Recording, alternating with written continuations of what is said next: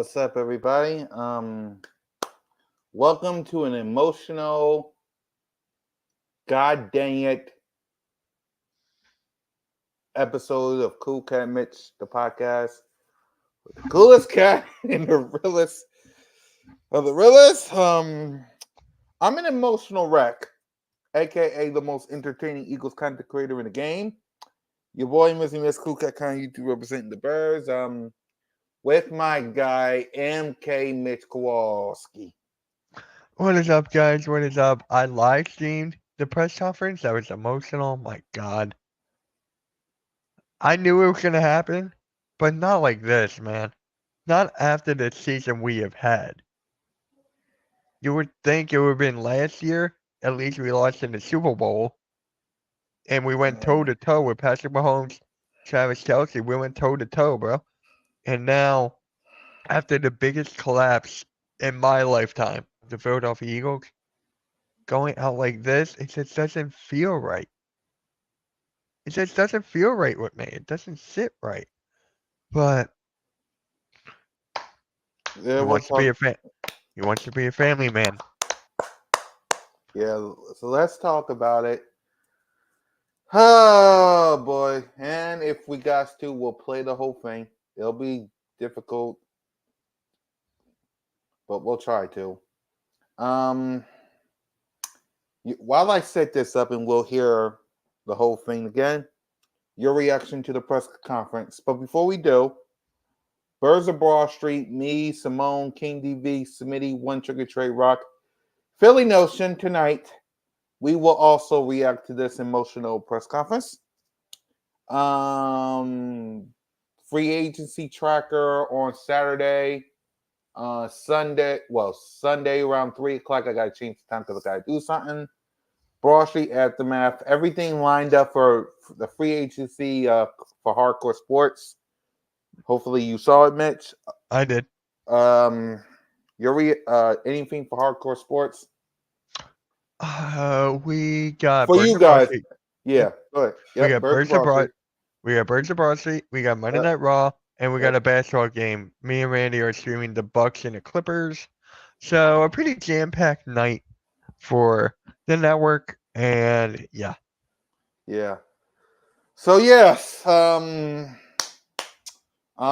don't want to hear from no Cowboy fan, no 49er fan, no Giant, no Commander running your mouth saying, now you Jason Kelsey gone. What are you gonna do? There goes the Willie. I don't want to hear from none of y'all because it's not about y'all.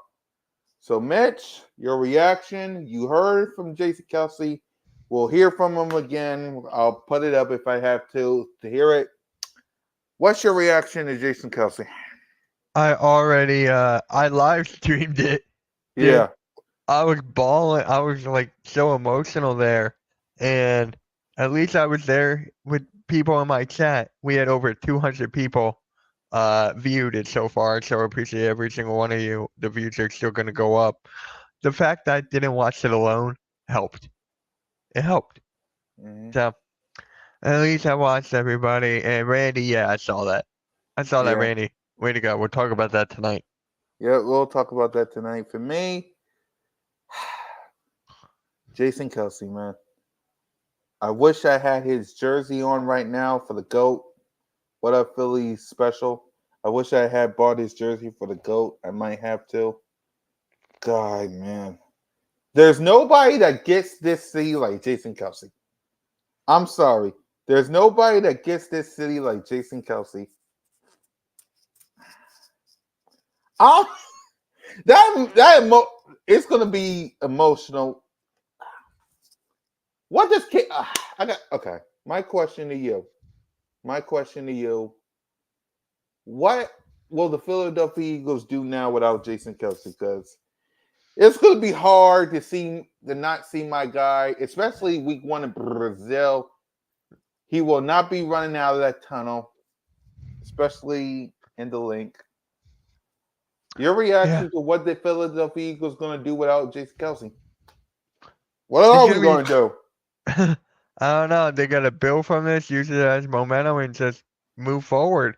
And I really thought with the game in Brazil, that Jason Kelsey would play, that would keep him from retiring for one more year, but obviously not.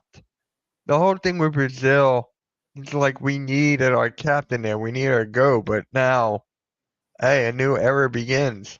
But the question is, who's going to be the center? Cam Jurgens, Landon Dickerson, or are we going to draft one? But what Is it round are we going to draft one? What round are we going to draft one? Because probably uh probably second or third? Might guess third or fourth. Who knows? yeah, Honestly, but who knows? yep.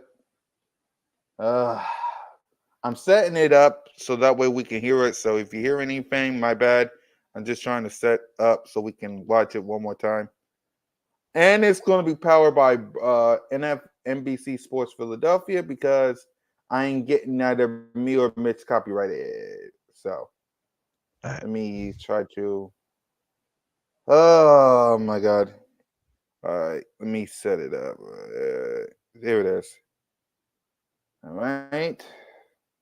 It's paused. Get your tissues out, y'all. Y'all gonna need it after what you're about to watch. Get your tissues out. Ladies and gentlemen, I present to Eagles Nation and Eagles Nation only. See how long Look, this lasts.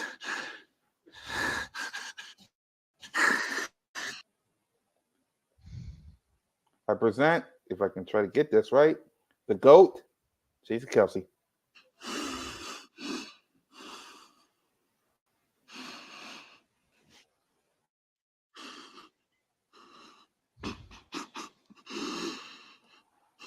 Oh my God.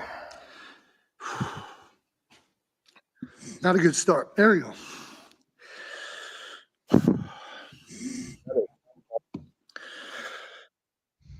There I lay. All right.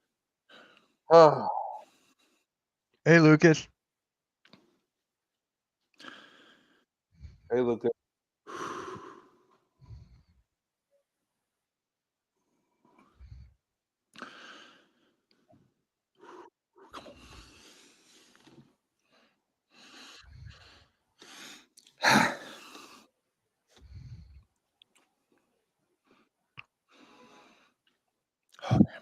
This is gonna be long. Yeah, well. Yeah, well. There I lay, face up in the cool morning's dew-covered grass, waiting for a whistle I knew would come at any second. Knowing full well Anthony Harrell was a couple yards away on the ground waiting for the same. The foreign objects that rest upon my shoulders and head weighed me down and unbalanced my awaiting body.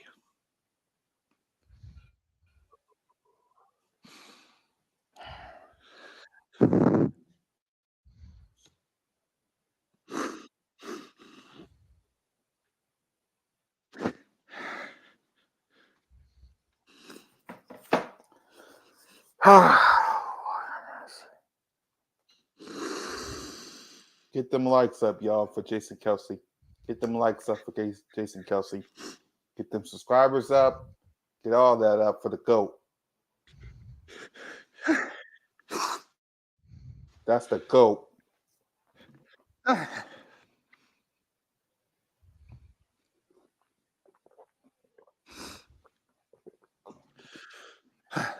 As the whistle blew, I arose,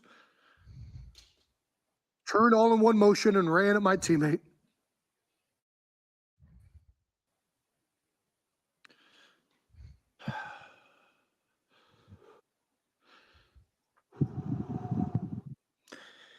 It isn't even the collision I remember most, but the feeling before of what in the fuck is about to happen. Sorry for the language. You all right, Mitch? Yeah, I'm good. Mitch? Yeah, I'm good. All right. All right, cool.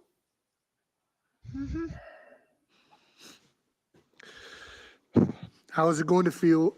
Will I win?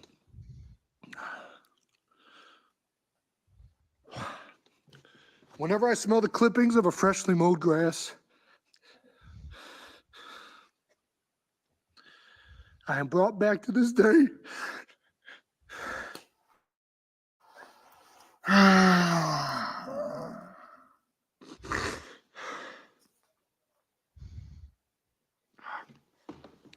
I'm brought back to this day.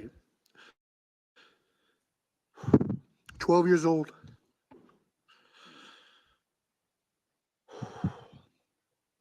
Roxborough Middle School, first day in pads.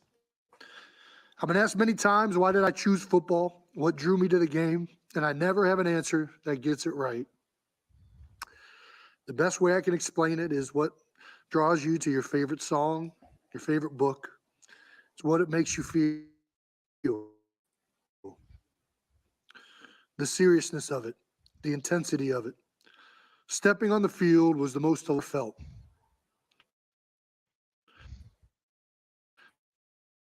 There was a visceral feeling with football unlike any other sport. The hairs on my arms would raise lunatic and then get told, good job.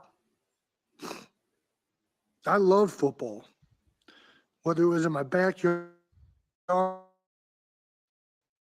friends, or suiting up on Friday nights to Cleveland Heights High School.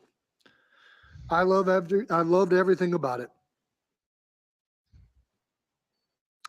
Although I hadn't met him yet, Jeff Stoutland often shares a quote his father would tell him. More often than the easy way, it was hard.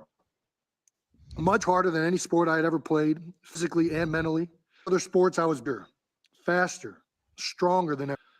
On the football field, those traits were matched. On the lacrosse field, I felt like LeBron James. On the football field, I was Billy Hoyle. I loved the challenge that football was. The joy of winning, the agony of defeat, the anxiety of the unknown, and the camaraderie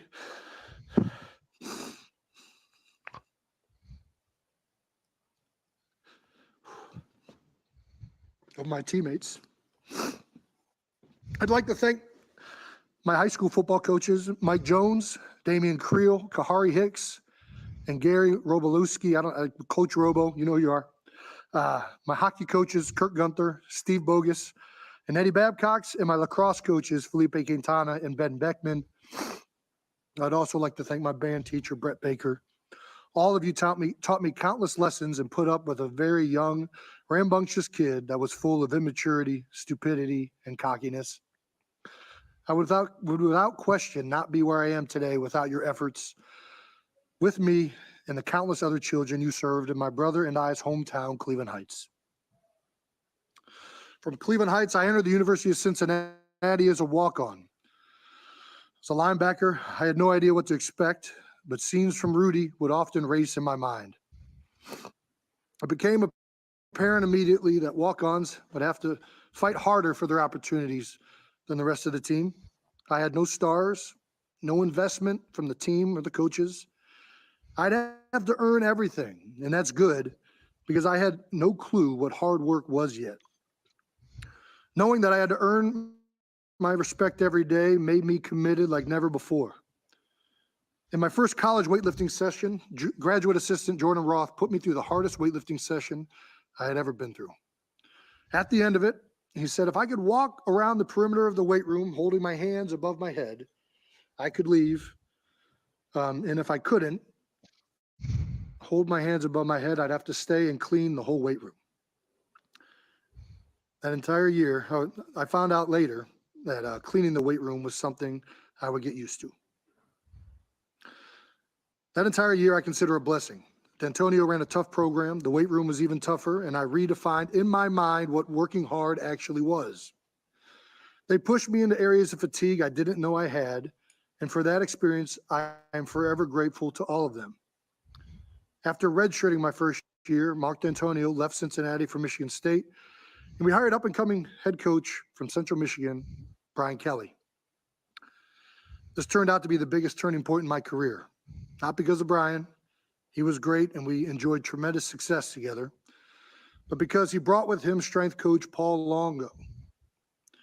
2 weeks into winter workouts, Paul whispered to me in the middle of warm-ups, "You'd make a great center."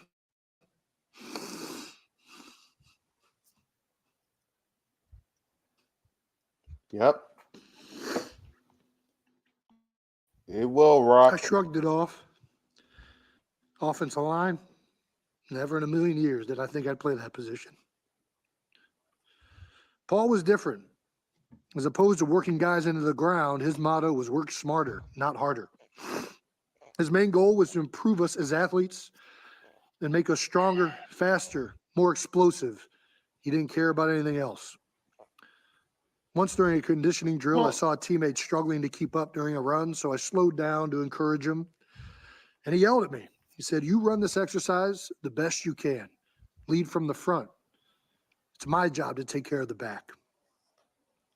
Paul moved me to offensive line that spring.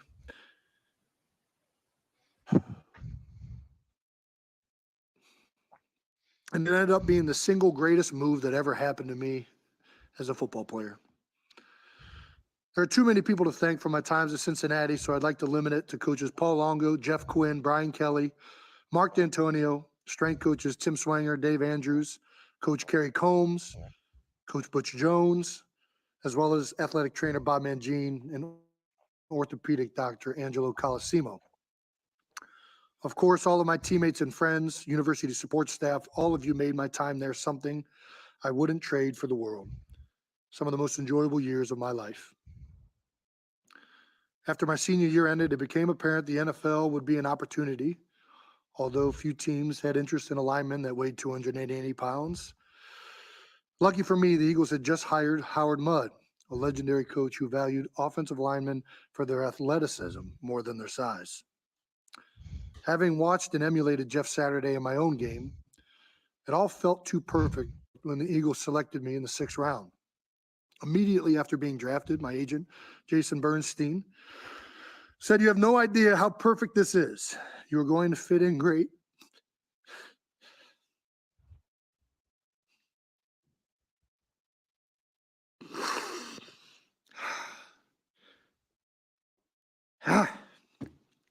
Come on. You're going to fit in great in Philadelphia. This is your kind of town.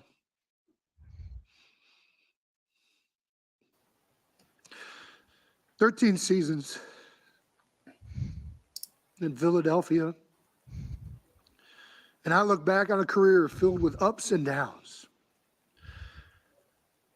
I'd like to thank the 4 head coaches I played for: Andy Reid, Chip Kelly, Doug Peterson, and Nick Sirianni. Consider myself lucky to have played for each of you.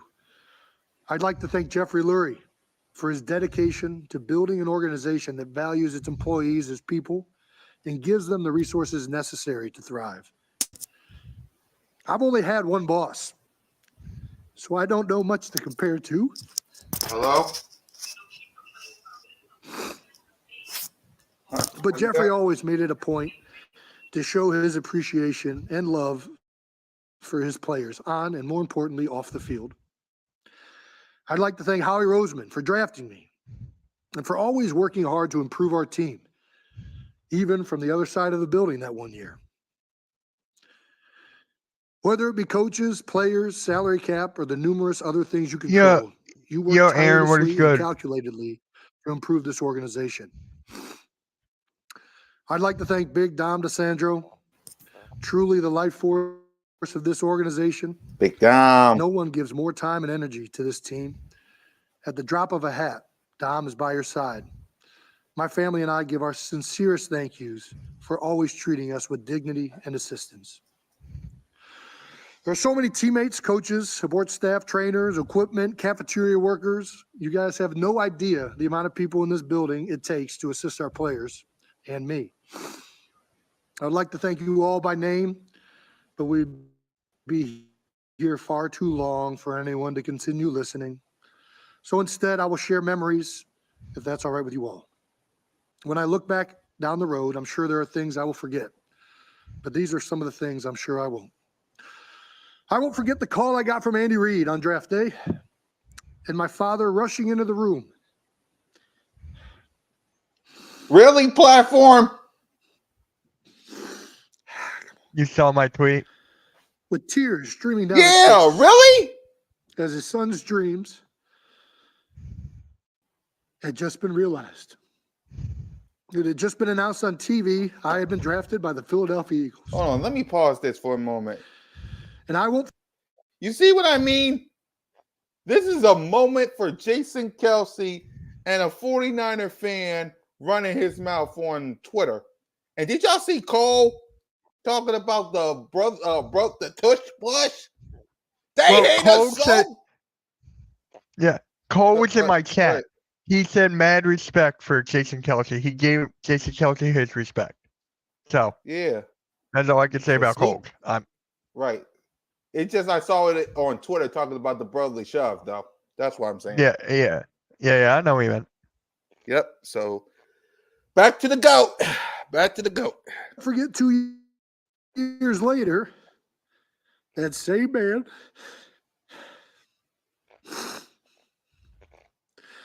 and my brother receiving a call and him being drafted by the Kansas City Chiefs.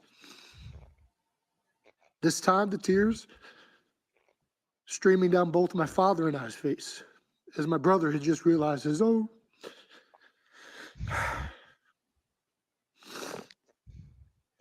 I won't forget the first time I saw Jason Peters do a one-on-one pass set with Trent Cole and being amazed at the speed, balance, and power I had just witnessed. It reminded me or looked like a grizzly bear wrestling a panther. It was so impressive it made me question if I was good enough to play in this league. I watched the next couple guys go and thought, okay, I can do this. I won't forget Thirsty Thursdays at 879, a bar owned by Brent Selleck and Todd Hermans that stayed open a whole 6 months because nobody paid for a drink. Poor business practices indeed. That bar may have closed quickly, but the friendships it forged remain open to this day.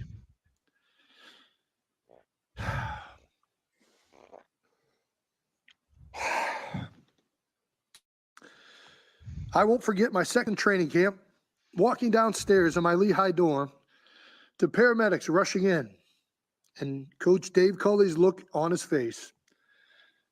It made the expression like he had seen a ghost.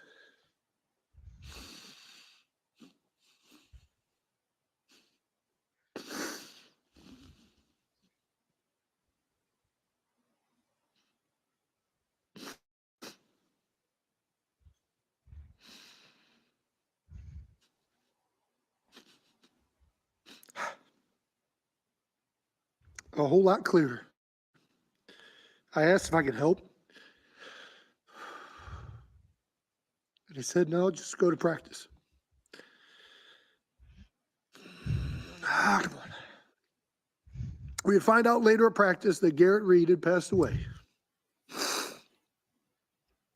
Only a few hours after that, Andy addressed the team. It's the most intense moment I've ever shared with a group of men. Just so y'all know, we're not talking The about anything outpouring of else. support and love This for my is it. friend. Mm-hmm.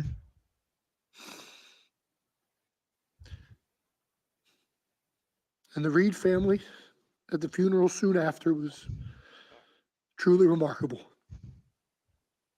I won't forget Chip Kelly's first game as Eagles head coach against the Washington Redskins. We ran close to 50 plays in the first half. We were so tired, but it didn't matter because they couldn't stop us. The NFL had never seen something like this before. I remember all of us thinking after that game, this is going to change the NFL. I won't forget walking out onto a snowless field before warmups against the Detroit Lions, and then walking out of the tunnel to a blizzard. The Lions in white jerseys blended into the snow so well I could not see the secondary of the defense. And the second half was all LaShawn McCoy. He somehow figured out a way to cut on a dime that day. And man, it was incredible to watch. It was probably the most fun game of football I've ever been in. It felt like we were all kids again that day, just playing in the backyard. I won't forget finding out In the 2017 Rams game, that Carson Wentz had tore his ACL. The whole team had an uneasy feeling in the locker room, all of us questioning what this would mean, until Malcolm Jenkins addressed the team. He gave a very typical Malcolm speech, invoking confidence in who we were and breaking it down with his patented, we all we got, we all we need. I won't forget Nick Foles having the game of his life on the biggest stage possible. And the biggest dick on the team going up to Doug Peterson and asking for the Philly special. You want Philly? And Doug Peterson having the biggest balls in the stadium. Yeah, let's do it.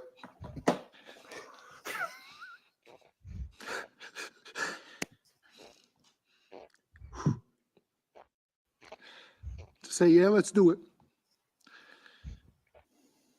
And Brandon Graham finding a way to stop Tom Brady once. Literally once.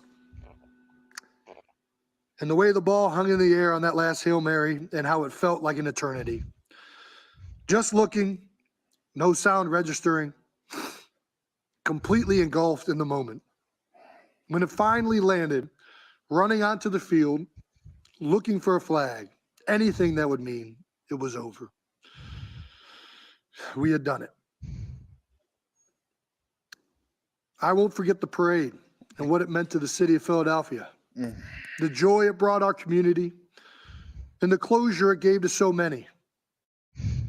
The stories from fans that had been waiting generations for that moment fulfilled that triumph to another level. On the route, I remember meeting a woman with ashes of a dead relative whom she had promised wouldn't miss the parade if the Eagles had ever won it. A speech that had written itself and one that had symbolized what we had all lived as players, as a team, and as a city. That wasn't my speech. It was Philadelphia's. Damn right. I won't forget my mother becoming mom of the NFL, a representative for all moms out there who have sacrificed so much for their children. I won't forget Nick Sirianni sending me kegs of beer to convince me to keep playing these last few years. He knows the key to my heart. I won't forget making the playoffs in his first season, the Super Bowl in his next, and the immense heartbreak at the collapse of this last season. And although last season truly sucked, I wouldn't trade any of my time with you or those teams for the world. Everything happens for a reason. And I've truly enjoyed my time with you, Coach. Hey, Wally. Sometimes the flowers get knocked back a bit. Roots on three. 1, 2, 3. Roots. But the roots remain. And I can't wait to watch what reblossoms this next season.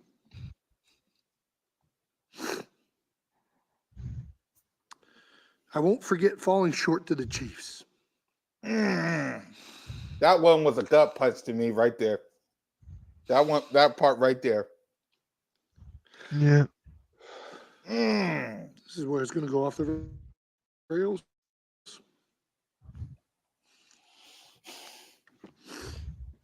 Thanks, Brett. I won't forget falling short to the Chiefs and the conflicted feeling of immense heartbreak I had selfishly.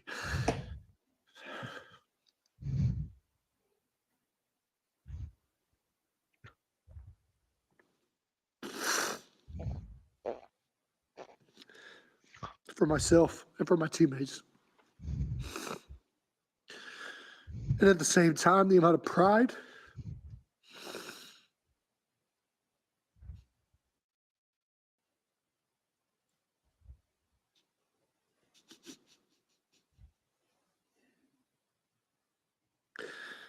I had that my brother had climbed the mountaintop once again.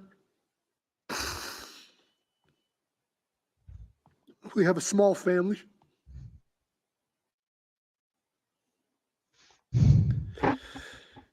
Hey, Mike. We have a small family. Hey, Mike. We have a small family. No cousins. One aunt, one uncle. It was really my brother and I our whole lives.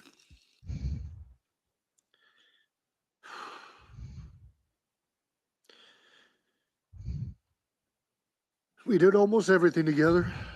Competed, fought, laughed, cried, and learned from each other. We invented games, imagined ourselves as star players of that time. We'd envision making the winning plays day after day on Coleridge Road. We won countless Super Bowls in our minds before ever leaving the house.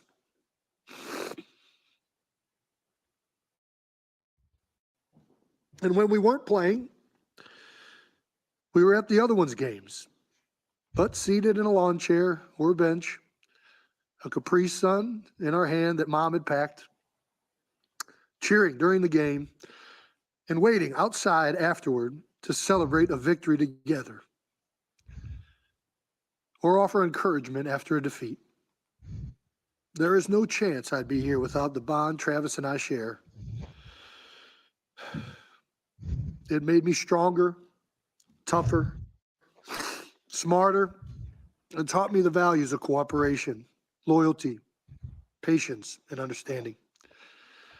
It's only too poetic I found my career being fulfilled in the city of brotherly love. I love you, Kelsey. I knew that relationship we all all do. too well. Mm. Some people struggle to play in this city. Tell him, Kelsey. They can't handle the booze, the media, or our fans. He gets it. Consider it a great blessing to play in the most passionate sports town in America. The sense of urgency in this city to win has pushed our organization, has fueled it to take chances, fix problems, and work tirelessly in an effort to win. At times, you hate it as an athlete, especially those new to our city. But when you've been through it enough, you learn to appreciate it. Mm-hmm. No one celebrates their own like the city of Philadelphia. Damn right. Athletes become demigods in this city, Mm-hmm. even ones whose deeds span decades before. The Eagles are the number one ticket in town, Number the one. most talked about thing at nearly every moment. Number one. With that amount of attention, you better be ready to overcome the lows that will happen and be ready to persevere in the face of the criticism. Yes, they will let you know when you are not performing well. Yes, we will. Every time. Every time. But they will also love you if you show effort, aggression, desire, the will to fight. They will love you in this city if you love it the way you love your brother. You will be loved by going above and beyond to show that you care because they care.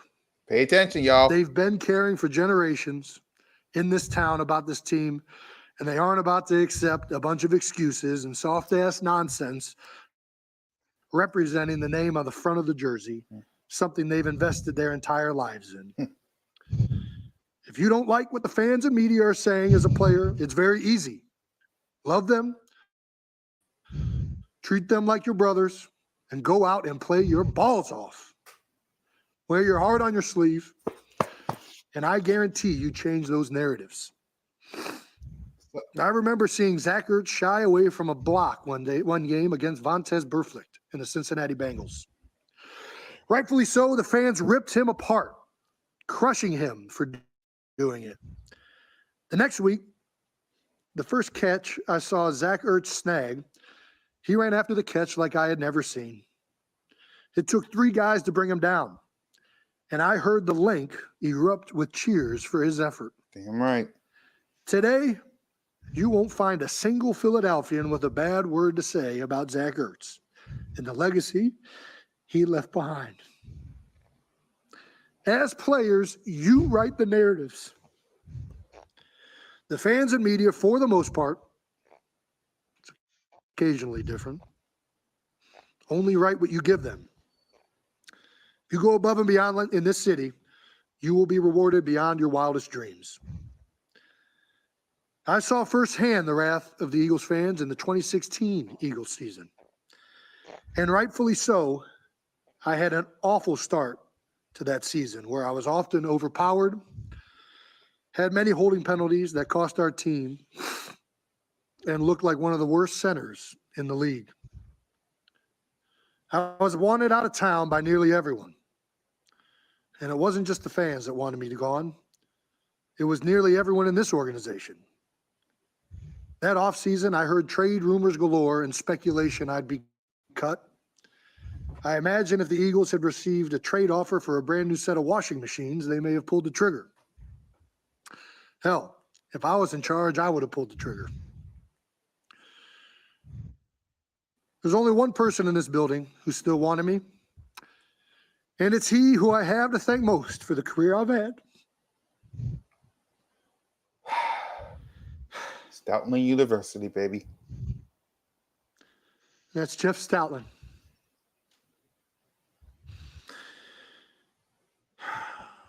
No one has been more influential or meaningful to my success on the field in my career than Stout. I think one of the greatest things a human being can give another is belief. Hey, This Coach. world, life, it can be hard. Hey, You Cole. can challenge yourself to points of self-doubt, and that is a dangerous place to be. Well, I am lucky. My whole life, I have been surrounded by people that have believed in me. My father, my mother, my brother, Paul Longo, Howard Mudd, and in my darkest hour as a Philadelphian, Stout was the one who believed in me. He was adamant my problems could be fixed with proper technique, fundamentals, and work. Yep, he is. And work we did. That offseason and training camp, I focused on using my hands better, playing with leverage, proper footwork, and prepared with an edge to prove to myself that I was good enough. The following season in 2017, I enjoyed the finest season of my 13-year career, not only as a player, but as a team. And it meant more because of the struggles and work we had been through. Without him, I doubt any of this would have been possible or that I'd still be here. Since that offseason, I have amassed 6 All-Pros, 5 Pro Bowls, and am recognized by some as one of the best centers to ever play the game. The goat! I am very proud knowing where I once was and the legacy I have left behind, and the man we can all thank is Jeff Stoutland. Second Stout quote of the evening: no man is an island. We must draw our strengths from others. Sorry, Camden is emotional right now. My teammates, my other brothers. Mm-hmm. Oh, how I've drawn my strengths from you all. I was fortunate to play with great players, some of the best this league has to offer.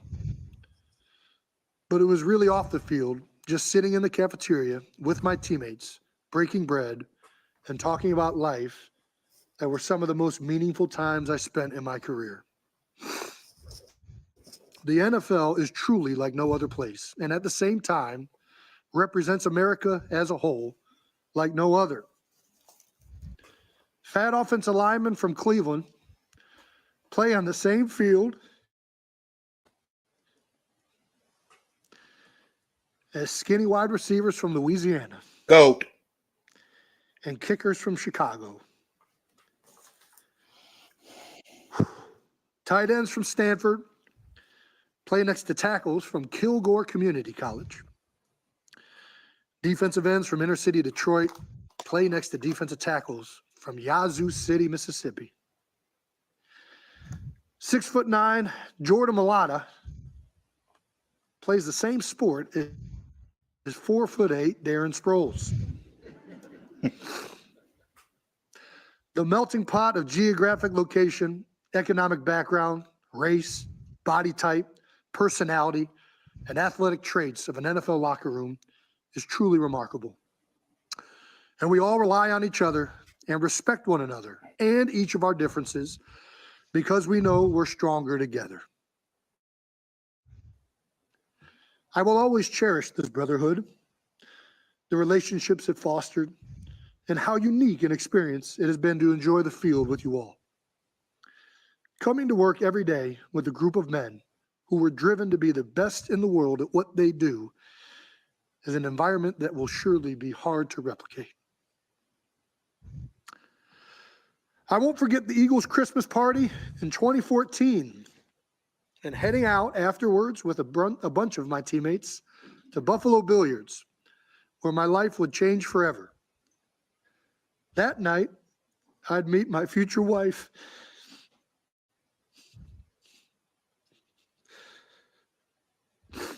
I still remember the moment she walked through the door.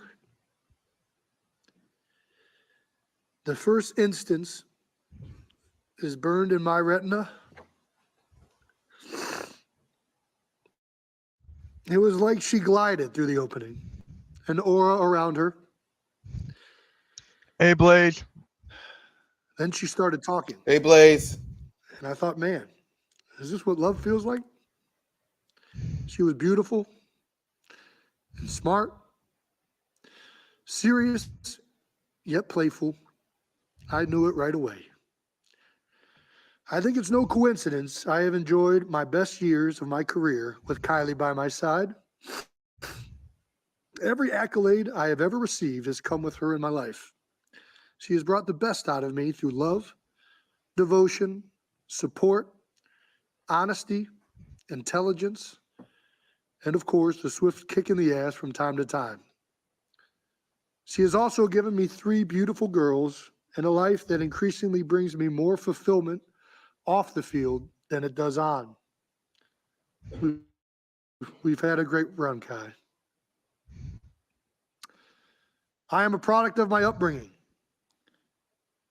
I think one of the best things a person can be in this world is a father. A father who is present, loving, devoted just may be the greatest gift a child could ask for in our society. And I have a damn good one. My father believed in me more than anyone. He believed in my brother, and whenever my own insecurities would arise or self-doubt would come in, he would stifle them with the warm embrace of belief, unwavering love and belief. My father worked in the steel industry in Cleveland for the majority of his life.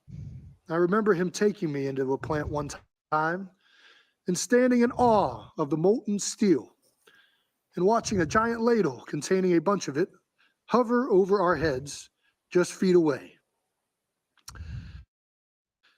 The heat radiated when the molten steel was in sight. And I remember thinking how utterly amazing my father's work was.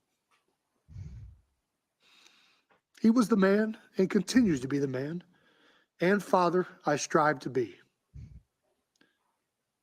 My mother was a part of a generation of females that was largely the first of their families to go to college. When deciding to go to college, her own father said he disagreed with the idea. He telling her instead she should become a secretary or be a wife. In fact, the only thing that convinced him into letting her go to college was my grandmother's insistence that my mother would find an educated man to settle down with, and that would mean more money for the family. Mom took the opportunity to go to college and graduated from the Ohio University, worked in banking for over 40 years, climbing the corporate ladder from teller to a VP, and was largely the breadwinner for our family. I like to think I got my toughness, aggression, and lunch pail mentality from my father. And from my mother, I learned the all too important lesson of never letting anyone tell you what you can't do. And so this all brings us here to today, where I announce that I am retiring. There it is. There it is. Where I announce I'm retiring from the NFL after 13 seasons with the Philadelphia Eagles. And today, I must admit, I am officially overrated. Vastly overrated. But fuck, it took a lot of hard work and determination getting here. I have been the underdog my entire life. I mean this when I say it. I wish I still was. Few things gave me more joy than proving someone wrong. My mother used to tell people, and still says to this day, if you want Jason to do something, all you have to do is tell him he can't. And that was true in more ways than I care to admit. I relish doubters. They fueled a fire within. I suspect that comes from an upbringing where my parents would tell me, Jason, you can be anything in this world you want to, as long as you put your mind to it and work hard to achieve it. So whenever I was faced with doubt in my career, be it from fans, from coaches, even from my own teammates, the American dream would burn from deep inside my bones. Which leads to my last Jeff Stoutland quote. Oh my God. Underdogs run faster.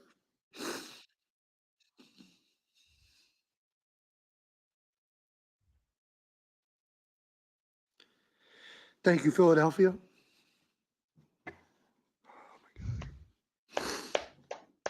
Thank you, Philadelphia. From the bottom of my heart, thank you for letting me represent this city and allowing me into your homes every Sunday.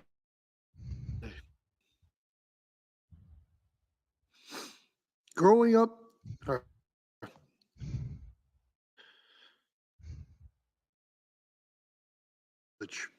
you have all been so good to me and my family. Growing up in Cleveland, I watched athletes leave the city. Hell, a whole team left the city. To play my whole career in one city.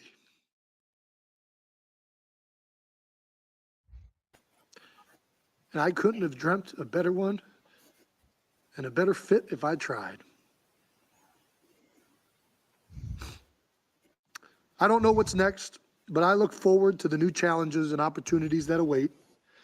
And I know that I carry with me the lessons from my time here, and that forever.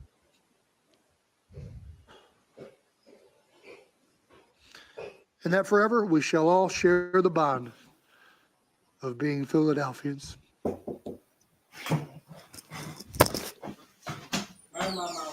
That's all I got. Damn. There it is. There it is, man. Man. Mitch, you talking? I gotta do something real quick. Go ahead, talk. Yeah, gotcha. I just want to Yeah, say I appreciate. I'll be right back. Cool. I just want to say I appreciate every fan base out there that's saying like Kelsey's a role model, that Kelsey's one of a kind, that Kelsey's one of the most important players in the league. Well liked, well respected. I appreciate that so much from coming from an Eagles fan. You have no idea. Like, I just had to go on social media, people bashing this guy just because he's on a different team or whatever. I don't take that lightly. And there will be serious actions. There will be serious actions when it comes to that. Because that's just damn right disrespectful. Okay, he puts his life on the line every single day. He puts his blood, sweat, and tears on the line. He's one of a kind, bro. His energetic, his enthusiasm, his drive for the game, and everything that he brings. He's a perfect role model for the kids out there. I would not be shocked if he becomes a Philadelphia Eagles head coach or a coach. I would not be shocked.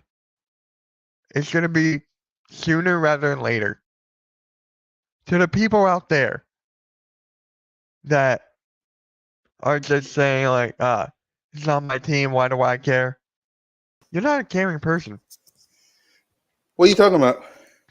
How there's fans from other teams bashing Kelsey on this day, and how it's like Of course they do.